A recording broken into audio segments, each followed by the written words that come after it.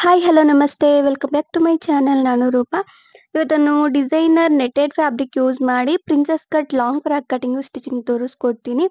So ಇದು ಬಂದು complete ಆಗಿ ಪಾರ್ಟಿ ವೇರ್ಗೆ ತುಂಬಾನೇ ಚೆನ್ನಾಗಿರುತ್ತೆ ಅಂಡ್ ಸಿಂಪಲ್ ಆಗಿ ಇರುತ್ತೆ. ಸ್ಟಿಚಿಂಗು ಕೂಡ ಅಷ್ಟೇ ತುಂಬಾನೇ ಈಸಿ ಇರುತ್ತೆ. ಸೊ ಬಿಗಿನರ್ಸ್ಗೆ ಅಂತಾನೆ ಮಾಡಿದ್ದೀನಿ. ಕಂಪ್ಲೀಟ್ ಆಗಿ ಸ್ಟೆಪ್ ಬೈ ಸ್ಟೆಪ್ ಯಾವ ರೀತಿ ಕಟ್ ಮಾಡ್ಕೋಬೇಕು ಅಂತ ಸಿಂಪಲ್ ವೇಲಿ ತೋರಿಸ್ಕೊಡ್ತೀನಿ. ಅಂಡ್ ಇದಕ್ಕೆ ಸ್ವಲ್ಪ ಪ್ಲೀಟೆಡ್ ಟೈಪಲ್ಲಿ ಸ್ಟಿಚಿಂಗ್ ಮಾಡಿದ್ದೀನಿ. ತುಂಬಾನೇ ಈಸಿ ಇರುತ್ತೆ. ಅಂಡ್ ಫ್ಯಾಬ್ರಿಕ್ಕೂನು ಅಷ್ಟೇ ಎಂಬ್ರಾಯ್ಡ್ರಿ ಫ್ಯಾಬ್ರಿಕ್ಕು ನೆಟ್ಟೆಡ್ಡು ಯೂಸ್ ಮಾಡಿದ್ದೀನಿ. ಪ್ರಿನ್ಸೆಸ್ ಕಟ್ ಟೈಪಲ್ಲಿ ತೋರಿಸಿದ್ದೀನಿ. ಅಂಡ್ ಬ್ಯಾಕ್ ಸೈಡು ಸ್ವಲ್ಪ ನೆಕ್ ಡಿಫ್ರೆಂಟ್ ಆಗಿ ಇಟ್ಟಿದ್ದೀನಿ. ಸ್ವಲ್ಪ ಈಸಿನೇ ಇರುತ್ತೆ, ಅದನ್ನೆಲ್ಲ ಕಟ್ ಮಾಡಿ ತೋರಿಸ್ತೀನಿ. ಅಂಡ್ ಫುಲ್ ಸ್ಲೀವ್ಸು ಅಟ್ಯಾಚ್ ಮಾಡಿದ್ದೀನಿ. ಫ್ಯಾಬ್ರಿಕ್ಕು ಒಂದು 3 ಮೀಟರ್ ಯೂಸ್ ಮಾಡಿದ್ದೀನಿ. 3 ಮೀಟರ್ 3.5 ಮೀಟರ್ ಈ ಥರ ಯೂಸ್ ಮಾಡಿದ್ದೀನಿ.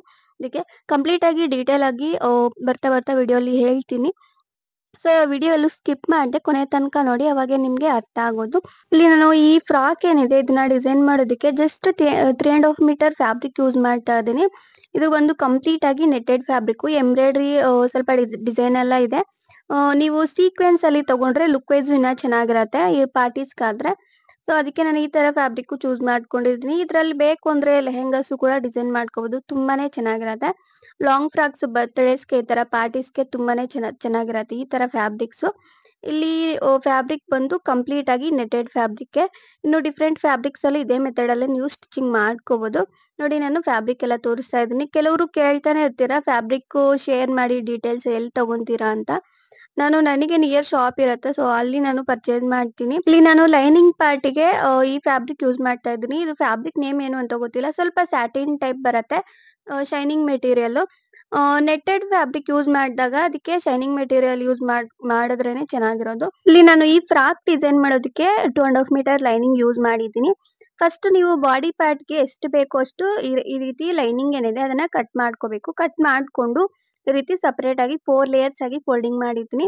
ನೀವು ಯಾವತ್ತೇ ಆಗಲಿ ಫ್ರಾಕ್ ಡಿಸೈನ್ ಮಾಡ್ಕೋಬೇಕು ಅಂದ್ರೆ ಬಾಡಿ ಪಾರ್ಟ್ ಡಿಸೈನ್ ಮಾಡ್ಕೊಂಡ್ರೆ ರಿಮೈನಿಂಗು ಬಾಟಮ್ ಪಾರ್ಟ್ಗೆ ಯೂಸ್ ಆಗತ್ತೆ. ನಾನಿಲ್ಲಿ ಕಂಪ್ಲೀಟ್ ಆಗಿ ಮೀಡಿಯಂ ಸೈಜ್ ಏನಿದೆ ಅದನ್ನ ನಾನು ತೋರಿಸ್ತಾ ಇದ್ದೀನಿ. ಮೀಡಿಯಂ ಸೈಜ್ ಮೆಜರ್ಮೆಂಟ್ಸ್ ನಾನು ಕಟ್ ಮಾಡಿ ತೋರಿಸ್ತಾ ಇದ್ದೀನಿ. ಈ ರೀತಿ 4 ಲೇಯರ್ಸ್ ಆಗಿ ಫೋಲ್ಡಿಂಗ್ ಮಾಡ್ಕೋಬೇಕು. ಇಲ್ಲಿ ನಾನು ಶೋಲ್ಡರ್ ಲೆಂತ್ ಬಂದು 6 ಇಂಚಸ್ಗೆ ಮಾರ್ಕ್ ಮಾಡಿದೆ. ಅಂಡ್ ಹಾರ್ಮ್ ವಾಲ್ ಬಂದು 6.5 ಇಂಚಸ್ಗೆ ಮಾರ್ಕಿಂಗ್ ಮಾಡಿದ್ದೀನಿ. ಇಲ್ಲೇ ಒಂದು ಹಾಫ್ ಇಂಚ್ ಹಾರ್ಮ್ ಶೇಪ್ ಡೌನ್ಗೆ ಹಾಕೋಬೇಕು. ಇಲ್ಲಿ ನೆಕ್ ಲೆಂತ್ ಬಂದು 3.5 ಇಂಚಸ್ಗೆ ಮಾರ್ಕ್ ಮಾಡಿದೆ. ಅಂಡ್ ಡೀಪ್ ಬಂದು 5.5 ಇಂಚಸ್ಗೆ ಮಾರ್ಕಿಂಗ್ ಮಾಡಿದ್ದೀನಿ. ಫಸ್ಟ್ ಅಲ್ಲಿ ಹೇಳ್ದೆ ಅಲ್ವಾ, ಕಂಪ್ಲೀಟ್ ಆಗಿ ಮೀಡಿಯಂ ಸೈಜ್ ಅವ್ರಿಗೆ ಕರೆಕ್ಟ್ ಆಗಿ ಆಗತ್ತೆ.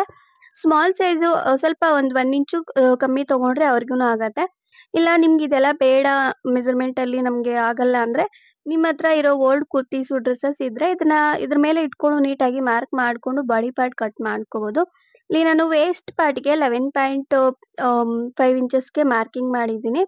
ಇಲ್ಲಿ ನಾನು ಲೆಂತ್ ಬಿಟ್ಟೆಲ್ಲ ಸ್ಕ್ರೀನ್ ಮೇಲೆ ಹಾಕಿದ್ದೀನಿ, ಅದನ್ನ ಹೇಳೋದನ್ನ ಮರ್ತೋದೆ. ಲೆಂತ್ ಬಂದು 14.5 ಇಂಚಸ್ ತಗೊಂಡಿದ್ದೆ, ವಿಡ್ತ್ ಬಂದು 12 ಇಂಚಸ್ ತಗೊಂಡಿದ್ದೆ. ಸೊ ಮತ್ತೆ ಹೇಳ್ತಾ ಇದೀನಿ, ಇದು ಕಂಪ್ಲೀಟ್ ಆಗಿ ಮೀಡಿಯಂ ಸೈಜ್ ಅವ್ರಿಗೆ ಕರೆಕ್ಟ್ ಆಗಿ ಆಗತ್ತೆ.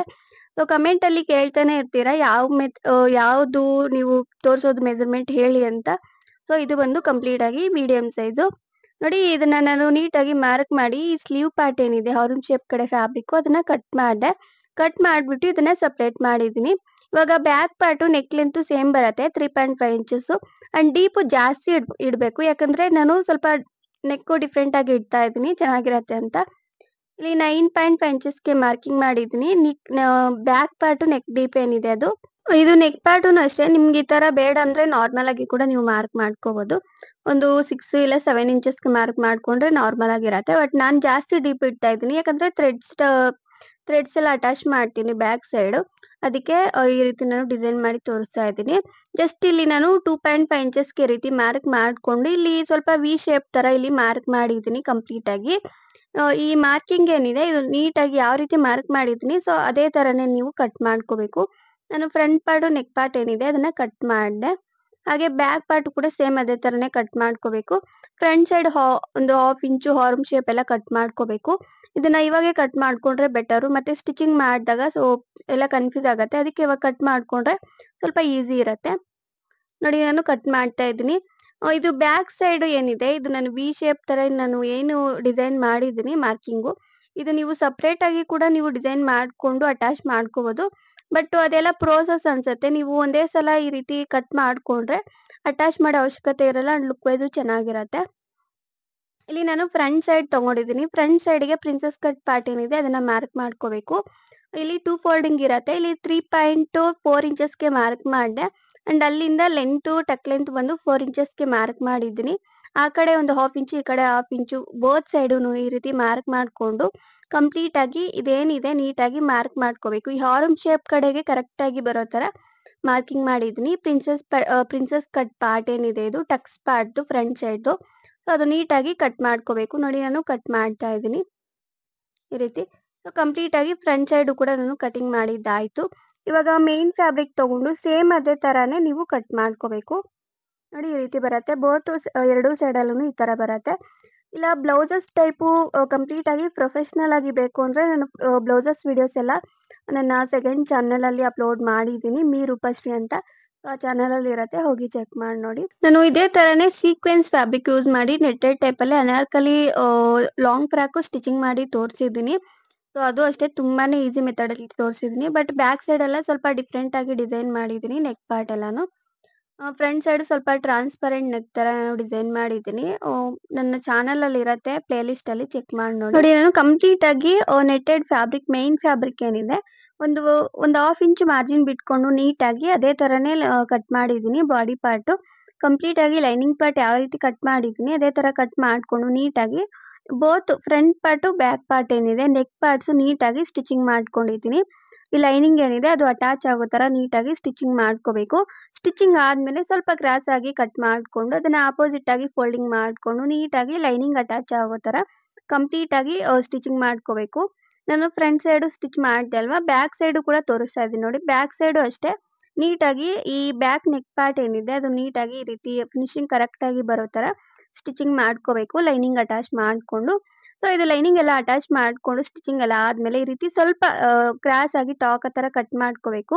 ಈ ರೀತಿ ನೀವು ಕಟ್ ಮಾಡ್ಕೊಂಡ್ರೆ ಇದನ್ನ ಆಪೋಸಿಟ್ ಆಗಿ ಫೋಲ್ಡಿಂಗ್ ಮಾಡಿದಾಗ ಫಿನಿಶಿಂಗ್ ಕರೆಕ್ಟ್ ಆಗಿ ಬರುತ್ತೆ ಅಂಡ್ ಲುಕ್ ವೈಸ್ ಚೆನ್ನಾಗಿರುತ್ತೆ ಅಂಡ್ ಸ್ಟಿಚಿಂಗ್ ಮಾಡೋದಕ್ಕೂ ಈಸಿ ಇರುತ್ತೆ. ನೋಡಿ ನಾನು ಆಪೋಸಿಟ್ ಆಗಿ ಫೋಲ್ಡಿಂಗ್ ಮಾಡಿದ್ದೀನಿ, ಈ ರೀತಿ ಬಂದಿದೆ. ಇವಾಗ ಇದ್ರ ಮೇಲೇನೆ ಒಂದು ಸ್ಟಿಚ್ ಹಾಕೋಬೇಕು ಲೈನಿಂಗ್ ಎಲ್ಲ ನೀಟಾಗಿ ಅಟ್ಯಾಚ್ ಆಗೋ ತರ.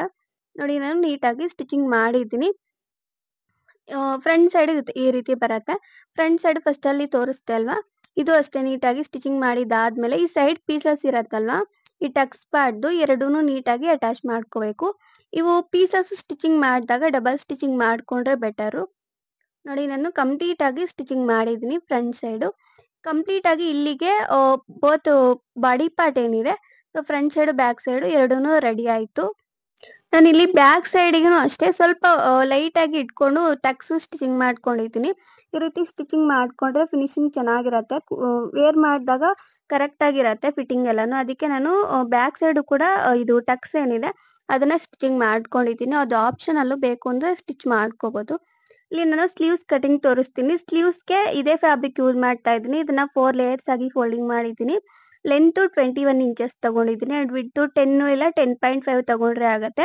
ಇಲ್ಲಿ ನಾನು ಸ್ಲೀವ್ ಶೇಪ್ ತೆಗೆಯೋದಕ್ಕೆ 2.5 ಇಂಚಸ್‌ಗೆ ಮಾರ್ಕಿಂಗ್ ಮಾಡಿದ್ದೀನಿ. ಈ ರೀತಿ ಮಾರ್ಕ್ ಮಾಡ್ಕೊಂಡು ಸ್ಲೀವ್ ಶೇಪ್ ಏನಿದೆ ಅದನ್ನ ತೆಗ್ದಿದ್ದೀನಿ. ಸೊ ಇದು ಫುಲ್ ಸ್ಲೀವ್ ಬೇಕು ಅಂದ್ರೆ ಫುಲ್ ಸ್ಲೀವ್, ಇಲ್ಲ ನಾರ್ಮಲ್ ಆಗಿ ಶಾರ್ಟ್ ಸ್ಲೀವ್ ಬೇಕು ಅಂದ್ರೆ ಶಾರ್ಟ್ ಸ್ಲೀವ್ ಕೂಡ ಅಟ್ಯಾಚ್ ಮಾಡ್ಕೋಬಹುದು. ಬಟ್ ಈ ತರ ಲಾಂಗ್ ಫ್ರಾಕ್ಸ್‌ಗೆ ನೆಟ್ಟೆಡ್ ಫ್ಯಾಬ್ರಿಕ್ ಯೂಸ್ ಮಾಡಿದಾಗ ಫುಲ್ ಸ್ಲೀವ್ ಇದ್ರೇನೆ ಚೆನ್ನಾಗಿರೋದು. ಯಾವತ್ತೇ ಆಗ್ಲಿ ಈ ತರ ಡಿಸೈನರ್ ಲಾಂಗ್ ಫ್ರಾಕ್ಸ್ ಸ್ಟಿಚಿಂಗ್ ಮಾಡ್ಕೋಬೇಕು ಅಂದ್ರೆ ಫುಲ್ ಸ್ಲೀವೇ ಬೆಟರು, ಚೆನ್ನಾಗಿರತ್ತೆ. ಅದಕ್ಕೆ ನಾನಿಲ್ಲಿ ಫುಲ್ ಸ್ಲೀವೇ ಸ್ಟಿಚಿಂಗ್ ಮಾಡ್ತಾ ಇದ್ದೀನಿ. ಲೆಂತುನು ಅಷ್ಟೇ ಸ್ವಲ್ಪ ಜಾಸ್ತಿ ತಗೊಂಡ್ರೆ ಬೆಟರು. 21, 22 ಈ ರೀತಿ ಬರತ್ತೆ. ಸೊ ನಿಮ್ಗೆ ಹ್ಯಾಂಡ್ಸ್ ಎಷ್ಟು ಉದ್ದ ಇದೆಯೋ ಅದನ್ನ ನೋಡ್ಕೊಂಡು ನೀವು ಕಟ್ ಮಾಡ್ಕೊಂಡ್ರೆ ಆಗತ್ತೆ. ಇಲ್ಲಿ ನಾನು ಕಂಪ್ಲೀಟ್ ಆಗಿ ಸ್ಲೀವ್ಸ್ ಎಲ್ಲ ನೀಟಾಗಿ ಕಟ್ ಮಾಡ್ಕೊಂಡಿದ್ದೀನಿ. ಸೊ ಬಾಡಿ ಪಾರ್ಟ್ ಏನಿದೆ ಅದು ನೀಟಾಗಿ ಎರಡನ್ನೂ ನೀಟಾಗಿ ಅಟ್ಯಾಚ್ ಮಾಡ್ಕೊಂಡು ಶೋಲ್ಡರ್ ಪಾರ್ಟ್ ಸ್ಟಿಚಿಂಗ್ ಮಾಡ್ಕೋಬೇಕು. ಹಾಗೆ ಎರಡು ಸ್ಲೀವ್ಸನ್ನು ಸ್ಟಿಚ್ ಮಾಡ್ಕೋಬೇಕು. ಸ್ಟಿಚಿಂಗ್ ಮಾಡ್ಕೊಂಡು ಸೈಡ್ ಫಿಟ್ಟಿಂಗ್ ಮಾಡ್ಕೊಂಡ್ರೆ ಬಾಡಿ ಪಾರ್ಟ್ ಏನಿದೆ ಅದು ರೆಡಿ ಆಗುತ್ತೆ. ಇವಾಗ ಬಾಟಮ್ ಪಾರ್ಟ್ ಕಟಿಂಗ್ ತೋರಿಸ್ಕೊಡ್ತೀನಿ. ಬಾಟಮ್ ಪಾರ್ಟ್‌ಗೆ ರಿಮೈನಿಂಗ್ ಫ್ಯಾಬ್ರಿಕ್ ಯೂಸ್ ಮಾಡ್ತಾ ಇದ್ದೀನಿ. ಬಾಡಿ ಪಾರ್ಟ್‌ಗೆ ಮತ್ತೆ ಸ್ಲೀವ್ಸ್‌ಗೆ ಹಾಗೆ ಮಿಕ್ಕಿರೋ ರಿಮೈನಿಂಗ್ ಫ್ಯಾಬ್ರಿಕ್ ಎಲ್ಲಾನು ಬಾಟಮ್ ಪಾರ್ಟ್‌ಗೆ ಯೂಸ್ ಮಾಡ್ತಾ ಇದ್ದೀನಿ. ಇಲ್ಲಿ ನಾನು ಬಾಟಮ್ ಪಾರ್ಟ್ ಲೆಂತ್ ಏನಿದೆ ಅಲ್ಲಿ 40 ಇಲ್ಲ 41 ಇಂಚಸ್ ತಗೊಂಡಿದ್ದೀನಿ. ನಿಮ್ಗೆ ಬಾಟಮ್ ಪಾರ್ಟ್ ಲೆಂತ್ ಎಷ್ಟು ಬೇಕೋ ಅಷ್ಟು ನೋಡ್ಕೊಂಡು ಈ ರೀತಿ ಕಟ್ ಮಾಡ್ಕೋಬೇಕು ಎಕ್ಸ್ಟ್ರಾ ಫ್ಯಾಬ್ರಿಕ್ ಎಲ್ಲಾನು. ಇವಾಗ ಇದನ್ನ ನೀಟಾಗಿ ಸ್ಟಿಚಿಂಗ್ ಮಾಡ್ಕೋಬೇಕು. ಬೇಕು ಅಂದ್ರೆ ಚಿಕ್ಕದಾಗಿ ಪ್ಲೀಟ್ಸ್ ತರ ಸ್ಟಿಚಿಂಗ್ ಮಾಡ್ಕೋಬಹುದು. ಇಲ್ಲ ಅಂದ್ರೆ ಮಿಷನ್ ಅಲ್ಲೇ ಲೂಸ್ ಸ್ಟಿಚಸ್ ಅಂತ ಬರುತ್ತೆ.